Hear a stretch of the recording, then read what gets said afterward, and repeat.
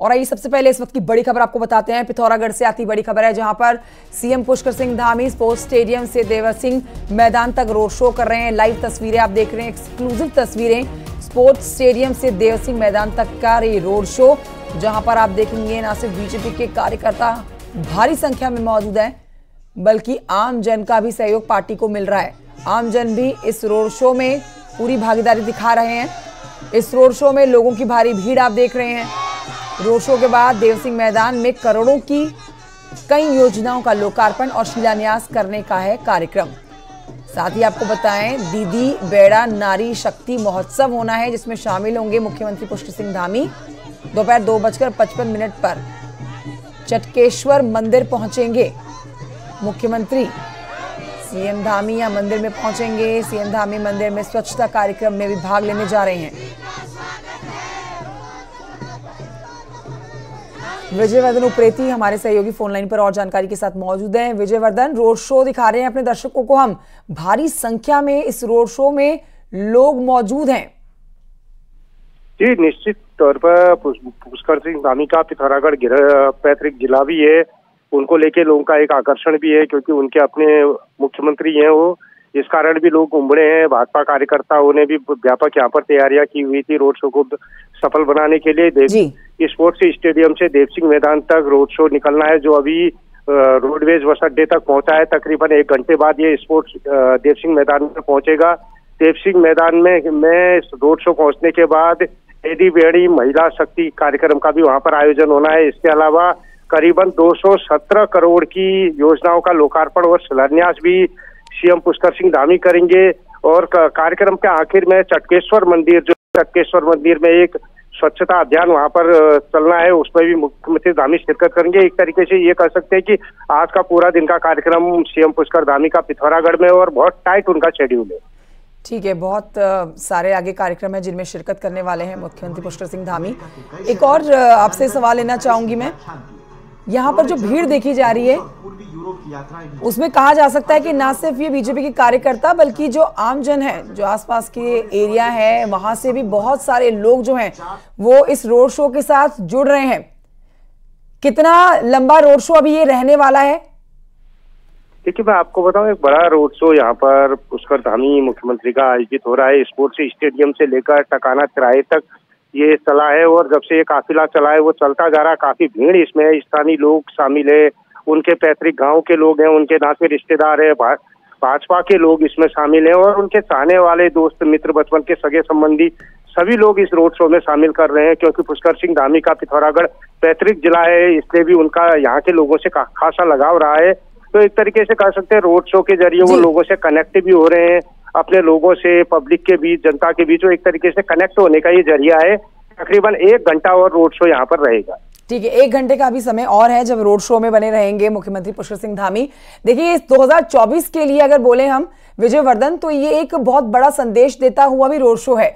जो भारी भरकम भीड़ इसमें जुटी हुई है, जो सरकार के कामकाज से खुश है, इससे समझा जा सकता है कि 2024 के लिए विपक्ष को एक शक्ति दिखाने का भी जरिया हो सकता है कि सरकार की उपलब्धियों से, सरकार के कार्यों से जनता खुश है, और इसी वजह से इस रोड शो में भारी भरकम लोग जुटे हुए हैं। और आज भी कई योजनाओं का लोकार्पण शिलान्यास होने जा रहा है।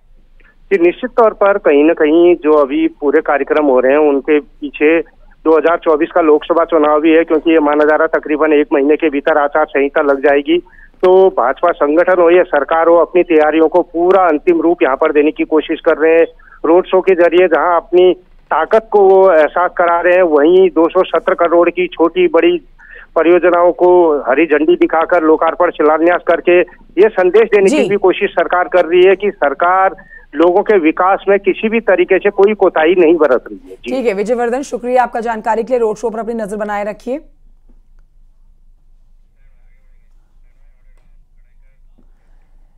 उत्तराखंड यूपी आवास विभाग से अयोध्या में 4700 वर्ग मीटर जमीन ले रहा है। यूपी ने इसके लिए 33 करोड़ की डिमांड भेजी थी, जिसे आज वित्त विभाग ने स्वीकृति दे रही है। सचिव राज्य संपत्ति विनोद कुमार सुमन का कहना है कि 33 करोड़ रुपए यूपी को दिए जाने हैं। जमीन की रजिस्ट्री होने के बाद शेष 2 करोड़ से अयोध्या में आधारभूत चीजें जुटाई जाएंगी। पहली किस्त के रूप में यूपी को 3.3 करोड़ रुपए जारी किए जा रहे हैं।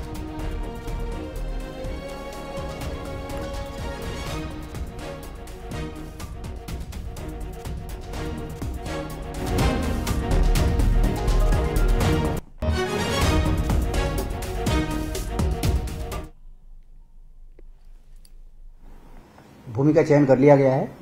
हमने 5 विकल्प बताए थे। तो माननीय मुख्यमंत्री जी ने कहा था कि सुटेबल जगह हो, जहाँ से दर्शन करने में आसानी हो, जहाँ से रुकने में आसानी हो। उस क्रम पे हम लोगों ने प्रस्ताव बना के भेजा था। माननीय मुख्यमंत्री जी ने प्रस्ताव स्वीकृत कर दिया है। वित्त से स्वीकृति प्राप्त हो गई है। हम धनराशि देने की प्रक्रिया में हैं और हम बहुत जल्दी धनराशि दे देंगे उनको। फिर वो हमें जमीन आवंटित करेंगे, उसके बाद की कार्रवाई हम लोग करेंगे।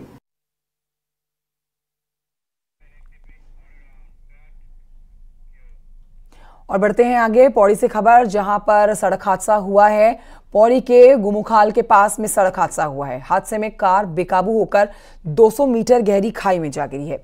इस पूरे हादसे में 3 लोगों के घायल होने की जानकारी मिल रही है। रेस्क्यू करके इनको अस्पताल में भर्ती करा दिया गया है।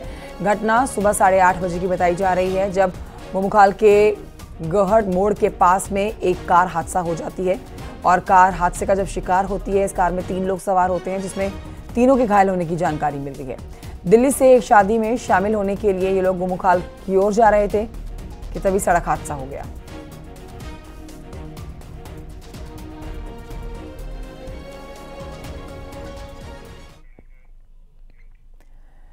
बढ़ते आगे रुद्रप्रयाग से खबर, जहां पर सड़क किनारे अवैध अतिक्रमण के खिलाफ प्रशासन ने कार्रवाई की है। प्रशासन की टीम ने बुलडोजर से अतिक्रमण को तोड़ डाला है। प्रशासन की टीम ने कई दुकानें ध्वस्त की हैं और आगे भी कार्रवाई जारी रहेगी।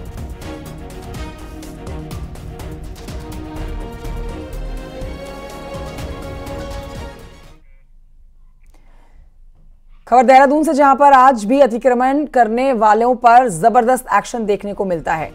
तो जो लोग अतिक्रमण कर रहे हैं उनके ऊपर जबरदस्त एक्शन है। नगर निगम पुलिस प्रशासन की टीम आज नेहरू कॉलेज आराधर धर्मपुर में, जहां पर अस्थायी अतिक्रमण किया गया था, सीधे यहां पर अटैक करती हुई नजर आई। उनका सामान ट्रैक्टर में भरकर ले गई। पूरे शहर में अतिक्रमण के खिलाफ ऐसा ही एक्शन देखा जा रहा है इन दिनों। अस्थायी अतिक्रमण जगह जगह पर किया हुआ है, पुलिस और प्रशासन का लगातार उनके खिलाफ एक्शन देखने को मिल रहा है। ये आप देखिए कि यहाँ पर एक निर्माण कार्य चल रहा था, लेकिन सड़क पर ही सरिया इन्होंने डाले हुए हैं। इसी तरीके से बोर्डिंग बैनर्स, होनर्स और जहाँ पर भी बीच सड़क पर जो लोग स्टॉल्स लगा दे रहे हैं, उनके ऊपर ये कार्रवाई यहाँ पर की जा रही है। नगर निगम की ये टीम आप देखिए, जिन्होंने तमाम ये सामान जो अस्थायी अतिक्रमण के रूप में जगह जगह पर रखा हुआ था, उसको यहाँ पर उठाना शुरू कर दिया है। 3 दिन हो गए हैं, तीसरे दिन भी लगातार पुलिस और प्रशासन की कार्रवाई चल रही है। और आगे भी हम आपको दिखाना चाहेंगे कि किस तरीके से लोग जगह जगह पर अतिक्रमण कर रहे हैं और उनके खिलाफ ये एक्शन यहाँ पर लगातार किया जा रहा है। पहले पलटन बाजार में ये कार्रवाई देखने को मिली और आज ये कह सकते हैं कि नेहरू कॉलोनी में पुलिस और प्रशासन की टीम मौजूद है, जिन्होंने यहाँ पर ये कार्रवाई आज की जा रही है।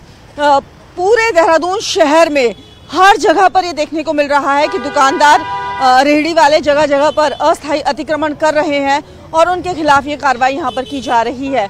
ये एक जूस काउंटर है, जिन्होंने बाहर पूरा सामान रखा हुआ था और उनका सामान यहाँ पर हटाकर इस गाड़ी में ये रख दिया गया है। यानी कि सख्त एक्शन यहाँ पर लिया जा रहा है उन लोगों के खिलाफ जो कार्रवाई कर रहे हैं। कैमरा पर्सन संदीप नेगी के साथ न्यूज़ 18 के लिए देहरादून से भारती सकलानी उनियाल। खबर रुड़की से, जहां पर मौसम का डबल अटैक देखा जा रहा है। मौसम की डबल मार यहां पड़ रही है। शीतलहर के साथ साथ कोहरे ने लोगों की मुसीबत बढ़ा दी है। सुबह और शाम तापमान में भारी गिरावट दर्ज की जा रही है। कोहरे की वजह से लोगों की जो दिक्कतें हैं वो बढ़ रही है। उनको आवाजाही में भारी दिक्कतों का सामना करना पड़ रहा है। विजिबिलिटी काफ़ी कम है। एक्सीडेंट्स के खतरे बढ़ गए हैं, इसीलिए गाड़ियों की रफ्तार जो है वो धीमी हो गई है।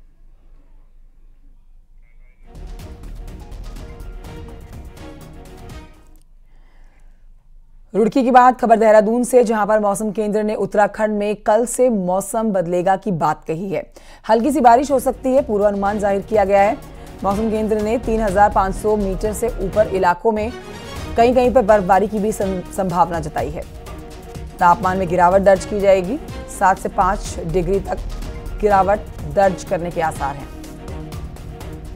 तो मौसम एक बार फिर से पलटी मारने की फिराक में है और इसी को लेकर पूर्वानुमान जारी कर दिया गया है। मौसम केंद्र की तरफ से उत्तराखंड में कल मौसम बदलेगा, ऐसा बताया गया है। हल्की बारिश हो सकती है, बर्फबारी हो सकती है, तो आप समझ सकते हैं कि ठंड और भी ज्यादा बढ़ने वाली है। भारती सकलानी और जानकारी देंगी बदलते मौसम पर। भारती सकलानी, कल से फिर से ये जो बदला हुआ मौसम है ये और बदलेगा, यानी कि लोगों को और ज्यादा ठंड सताने वाली है। बिल्कुल, अभी तो ये पूर्वानुमान जो मौसम विज्ञान केंद्र जता रहा है उसके मुताबिक यही आसार कहे जा रहे हैं कि देर शाम से मौसम बदल सकता है और ऊपरी इलाकों में 3500 मीटर से जो ऊपर के इलाके हैं वहां पर हल्की बर्फबारी की संभावना जताई गई है। लेकिन इस वक्त की अगर मैं मौसम की बात करूं, अच्छी धूप खिली हुई है। देहरादून में सुबह शाम का जो टेम्परेचर है हालांकि वो जरूर गिर रहा है, 5 से 6 डिग्री तक तापमान में गिरावट देखने को मिल रही है। मैदानी जिलों में खासतौर पर चाहे हम हरिद्वार की बात कर ले, उधम सिंह नगर की बात कर ले, वहां पर कोहरा परेशानी का सबब बना हुआ है। तो कोहरा परेशानी का सबब बना हुआ और ये ठंड और बढ़ने वाली है। शुक्रिया आपका भारती सकलानी जानकारी के लिए।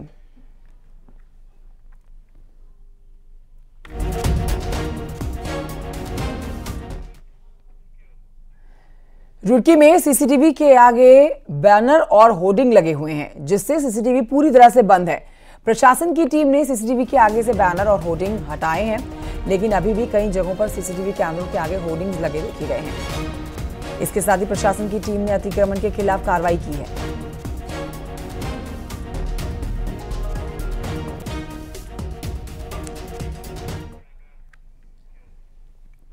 22 जनवरी को अयोध्या में राम मंदिर की प्राण प्रतिष्ठा होने जा रही है। करीब 500 साल तक चले राम मंदिर आंदोलन में धर्मनगरी हरिद्वार की भी महत्वपूर्ण भूमिका रही है। राम मंदिर आंदोलन आज अपने अंजाम तक पहुंच गया है। देखिए इसी पर रिपोर्ट।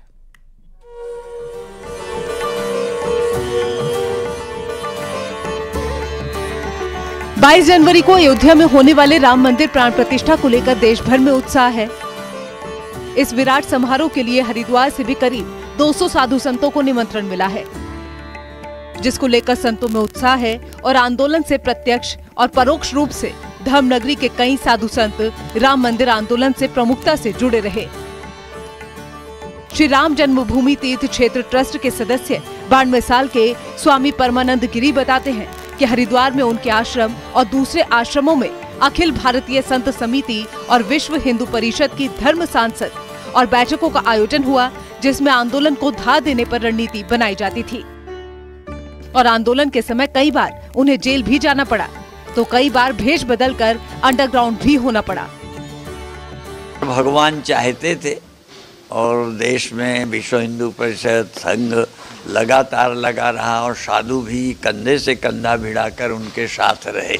और आंदोलन में तो इतनी कठिनाइयाँ आई हैं, हम लोगों को ये नहीं लगता था कि हमें सुरक्षा के लिए पुलिस आ रही है कि हमें पकड़ने आ रही है।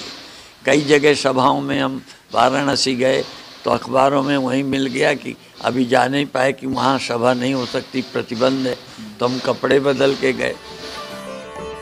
उधर महानिर्वाणी अखाड़े के सचिव महंत रविंद्रपुरी भी विश्व हिंदू परिषद और राम मंदिर आंदोलन से जुड़े रहे। आंदोलन की चुनौती, रणनीति और परिणति को महंत रविंद्रपुरी ने अपनी आंखों से देखा है। रविंद्रपुरी का कहना है कि साल 1992 में विवादित ढांचे पर कार सेवा को लेकर घोषणा भी हरिद्वार में आयोजित एक सभा में हुई थी। पहली मीटिंग हरिद्वार में हुई थी। उस समय जो लोग भ्रमलीन हो गए हैं, आदरणीय अशोक सिंगल जी, महंत अवैधनाथ जी महाराज, परमहंस जी महाराज और जो है हरिद्वार के कुछ जगदीश मुनि जी थे, अखाड़ों के उस समय के जो सचिव थे, सब लोग रहे उसमें, बहुत से मंडलेश्वर रहे उसमें, और वो जो घोषणा हुई हरिद्वार से, उसकी परिणति आज जो हम देख रहे हैं।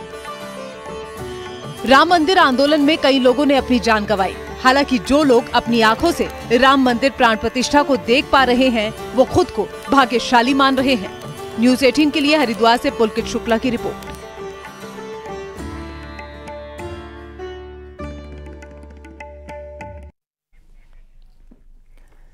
तो तो राम मंदिर निर्माण आंदोलन में कार सेवकों की अहम भूमिका रही है और टिहरी के कार सेवक भी 1991 के दौरान राम मंदिर निर्माण आंदोलन में सक्रिय भूमिका में रहे।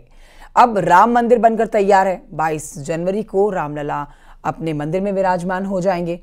इससे राम भक्तों में गजब का उत्साह है।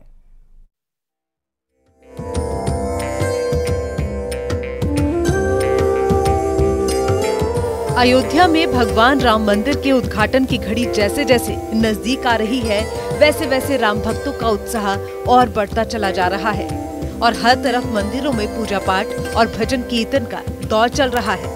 वहीं राम मंदिर निर्माण आंदोलन में सक्रिय भूमिका में रहे टिहरी के कार सेवक आज अपने पुराने दिनों को याद कर रहे हैं। हम गांव गए, घर घर गए, अलग जगह की राम मंदिर के लिए हम लोगों ने बहुत कुछ किया। आज ये सपना साकार होने जा रहा है, हमें बहुत खुशी है। कार सेवक के रूप में एक प्राइवेट जीप से और निकल चुके थे आगे सुरसिंह धार के करीब। पीछे पुलिस की जीप आई और उन्होंने उस गाड़ी को रुका के हमें अरेस्ट कर लिया, थाने ले आए। एक दिन थाने में रखा, दूसरे दिन एसडीएम के यहाँ पेश किया, तीसरे दिन जो है हमें ये जो नई टिहरी जेल बनी है, इस जेल का उद्घाटन हमने किया।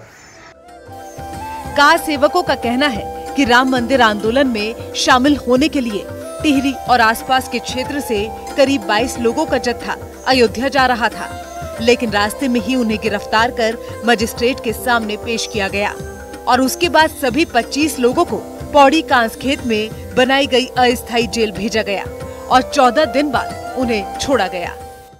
यह है कि 22 जनवरी जो है मंदिर का प्राण प्रतिष्ठा हो रही है। बहुत अच्छा लग रहा है हमको, क्योंकि 1990-91 दशक में हम लोग जो है कार सेवक के रूप में हम खुद अयोध्या कूच कर रहे थे। चंबा के पास तत्कालीन यूपी पुलिस ने हमको गिरफ्तार करा और तत्कालीन एसडीएम थे वहाँ पे, भट्ट जी थे अपने परगना मजिस्ट्रेट, उनके द्वारा हमको गिरफ्तार करके हमको पौड़ी ले जाया गया। तो वहाँ पर्याप्त जगह न होने का हमको जो अस्थायी जेल थी इंटर कॉलेज कांसखेत में वहाँ रखा गया। आज वर्षों बाद अयोध्या में श्री राम का भव्य मंदिर निर्माण का सपना साकार हो गया है, जिससे कार सेवकों में उत्साह के साथ खुशी भी है और अपने संघर्षों को याद कर वो आज गौरवान्वित है। टिहरी से न्यूज़ 18 के लिए सौरभ सिंह की रिपोर्ट।